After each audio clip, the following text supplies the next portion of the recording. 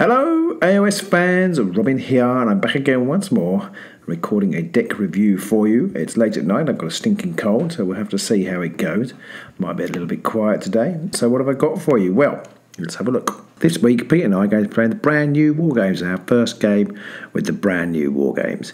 I'm going to be playing the Godsworn Hunt, and we've limited ourselves for this one, so we're only using cards from 5 sets. So basically the Nightvault core set, either of the 2 new warbands, so Moloch and the Godsworn, and the Echoes of Glory pack. So for my objectives, I've gone through some of the Godsworn cards, trying to show off as many as I can really, but I have to say I found a lot of them weren't that great, but I have got a few oaths in there because they got this new oath mechanic which I quite like. So let's have a look. So my first one is a worthy deed. Now, what a worthy deed does, if I can knock something out with 4 or more wounds, then I can score that immediately. Whether I'll be able to or not, obviously the only thing with 4 wounds in the upcoming game is Moloch. Might be tricky to knock him out. And so the next card I have is Dark Rewards. Score this in an end phase if all surviving friendly fighters are inspired. Now I reckon that the Godsworn Hunt are going to hemorrhage fighters fairly quickly, so I'm hoping that I can get at least 3 of them inspired and manage to score this card. Their inspiration mechanic is quite tricky if you think to try actually inspire 6 of them. Especially without anything like inspiration strikes, I'd need six upgrades on each. So that's pretty. I don't think that's that easy to do, but obviously I do think they'll lose some fighters on the way. So hopefully I can nick that one. Glory and Damnation, almost like the inverse of that. It's got this in an end phase of a surviving friendly fighter. Has 3 or more upgrades, so it's just like Chosen Champion, but a Godsworn specific one. Now, people who watch this regularly know that I do try and like to score those cards, so I kind of felt that fitted with how I tend to play. Oath of Conquest. So these oaths then, for those of you who don't know, which is probably none of you, but anyway, these oaths, basically you can reveal them at the start of your first activation in the action phase, and then you can gain 1 additional glory point if you end up with it. So Oath of Conquest is normally worth 2, but if you succeed it, then it's worth 3. But obviously you don't have to reveal it. So it's an interesting idea that, I think. So I've gone for Oath of Conquest, Oath of Murder, and Oath of Supremacy. I think Oath of Murder can certainly psychologically mess up your opponent, potentially. Maybe not if it's Moloch, because you kind of think, well, you're going to come after me or you're not, kind of thing. But I think it could alter how your opponent plays, how they set up, maybe, for the next turn. If they think, oh, they're going to come after my leader to score Oath of Murder. I don't know, but Oath of Conquest is quite nice. I mean, it's a 3rd end phase card, so I wouldn't probably try and avoid revealing it until the end if I could. Oath of Supremacy, I think it's worth doing. Is it obvious you're going for Supremacy? Not always. Most of the time though, you get a strong inkling. I don't think it gives too much away, but it does give something away, and of course extra reason to stop it from happening if 3 glory wasn't enough. So is it worth the 1 glory on a 3 glory gamble? I'm not sure, but I've put it in there, and of course I don't have to reveal it if I don't want to. Dashed Hopes, Moloch's probably going to take some damage. His guys are probably going to get inspired, so Dashed Hopes is a good card. I think generally Dashed Hopes is okay as a card to have. So we will see Frugal. Score this in an end phase if you have at least 3 unspent glory points. Quite like this card, actually quite easy to score, especially with things like Supremacy. If you can score Supremacy in the same turn as you've got Frugal in your hand, then you're already there. So that's why Frugal is in my hand. And quite often, I mean, in recent games, in the newer warbands, you're racking up 15, 20 glory nearly. And at the end of the game, so if you happen to have it at the end of the game, then the chance of you spending that many on upgrades is fairly slim, even if you have only 13 overall and you'd have 3 left, whatever. So that's Frugal is in there.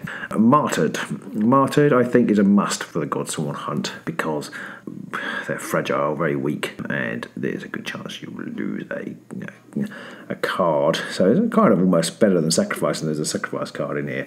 With this one, you can actually put them in the firing line, score Martyred, get some glory, and beef up or inspire one of the other better fighters.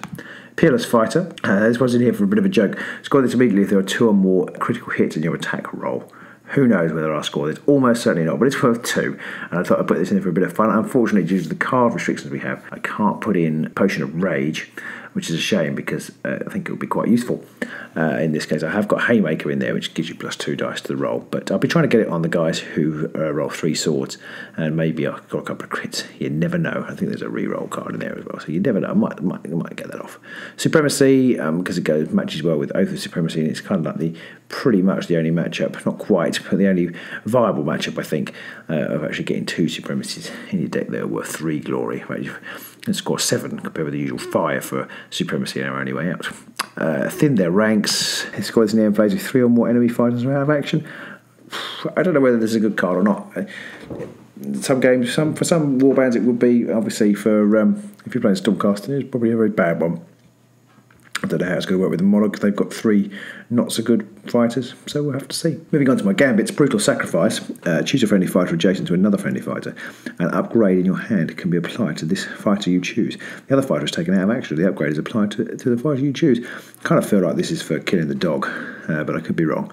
But you have to have somebody next to the person you want to apply the upgrade to, but then you can sacrifice them and give your opponent a glory. I'm not really sure this is worth it, but yeah, I put it in there. It seems to be a key mechanic of the team, so I put it in there for this kind of showcase game. Moving on, Glimpse the Future. It's a spell. I don't often play spells. Thedra has this possibility of going up to 3 spell dice, so I thought I ought to put some in. I'm a little bit limited, I think, on what magic I can easily add for this battle. Quite like this one, Glimpse the Future. Basically, if the spell is cast, then when they make an attack, when somebody within 4 hexes make an attack action, you can re-roll 1 dice. Which I think is quite good. And then Heal. Now, Heal is a funny card. Push a friend and Grawl up to a number of hexes equal to a move characteristic. You'd have to move Ollo perhaps over with Hidden Paths, and then zoom Grawl over to see it, which would be quite cool to do. I don't know how useful it is, and obviously beware Mirror Move with this one. And then the Oathsworn Attack. Oathsworn Attack basically is +1 dice to the next attack action, the next activation. I think these guys are going to be needing that. Commanding Stride, push your leader up to 3 hexes, then this push on a starting hex. Well, this is a new card I think we're going to be seeing quite a lot of. Okay, you've got to put them on a starting hex, but there's normally starting hexes free, and it can be really, really useful. I can see that being good for Moloch in particular. Determined Effort, +1, another +1 dice for the first activation. Then Haymaker, which is +2 dice. So all these things with a vague, cheeky chance of scoring Peerless Fighter. Shadowed Step, not sure about this one. We talked about this one a little bit in our Patreon live show.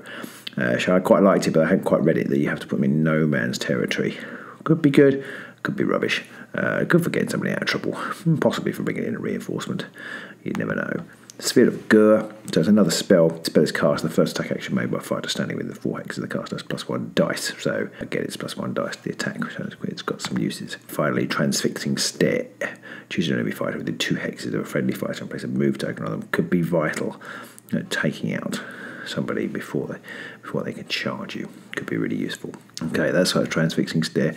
Another new card, and again one of the better ones, I think. And then moving on to my upgrades now. So Grundon's Path is a new card. Well, all of these new cards, all of the upgrades are new cards, so that's quite good. Everything you see now is new. And so Grundon's Path, when this fighter makes a charge action, rolls both hammers and swords and successes. So it's a Saix equivalent card, and again, I would hope that would be useful when playing. Path to Glory, this might be the best card of the whole lot of all the 2 new decks, and it's Oathsworn only, and it's +1 wounds and +1 dice to this fighter's attack actions. But you can only apply once they do have an upgrade, so it does have a limitation there. Siege Trophy. Again, I'm not entirely sure about this card. You can play this upgrade using the following reaction. So when you have a reaction, you've taken an adjacent enemy fighter out of action. This card is in your hand. You can apply the upgrade to that fighter. So it does inspire someone. It's like an instant inspire card, but it does require you actually killing somebody with an uninspired person, which maybe you could do, and maybe you might not. I don't know. Thedra's Path, innate lightning for Thedra. It'd be quite handy. I've got those couple of spells in there. I think it's a shame Thedra doesn't have attack action at all. But I have got that innate lightning for Archer Focus, re-rolling 1 dice in attack roll each time the fighter makes an attack roll with range 3 or more. Could be useful if I am going to try and get off Peerless Fighter, you never know. Bag of Tricks. Quite like this card. I like the idea of this card. Search your power deck for a card, reveal it and add it to your hand. Then shuffle your power deck and place a charge token next to this fighter. It's better for some people than others, I think. It does use an action, but you could pull out an all-important card and possibly an upgrade for these guys. Could be useful. Blessing of Argentine, or Argentine, silver anyway. During an attack, adjacent enemy's attack action that damages fighter, this attacker suffers 1 damage. I guess it's a little tit for tat when you get taken out. You can only use it once, really. Probably with these guys, somebody's unlikely to take damage more than once, so it's not a great card for these. You probably want it on Moloch. Be probably better if anybody was trying to take down Moloch. Challenge Seeker. I think this card is very good for the Oathsworn because lots of people have more wounds than they do. 2 or 3 is their baseline. So Challenge Seeker is +1 dice for the attack action, so that's a good card for them. And then Tome of Offerings is an extra glory point if you do take somebody out. And Tome of Vitality, +1 wounds, so basically a great Fortitude card. Tome of Offerings is interesting, I think. I think it's a shame because it's going to replace certain cards in the game already. The sort of person-specific ones, I think Varclav has one, and Magor has one, and Garrick has one, and they're kind of be obliterated by the Tome of Offerings, which I think is a shame. So that's my deck. I'm very tired of voiced deck today, so I hope you found that useful. I hope it's eligible. If not eligible, you won't ever hear it, of course. But anyway, until next time, and then I hope you're enjoying your Moloch and Godsworn Hunt games, and we'll see you soon. Bye.